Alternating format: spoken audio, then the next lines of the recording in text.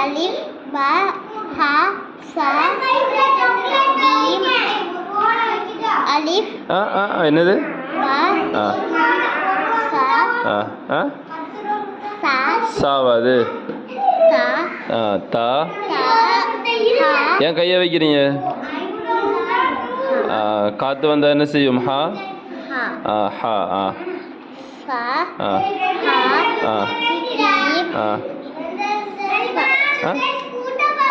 தா போதும்ல இங்கே ஓதுங்க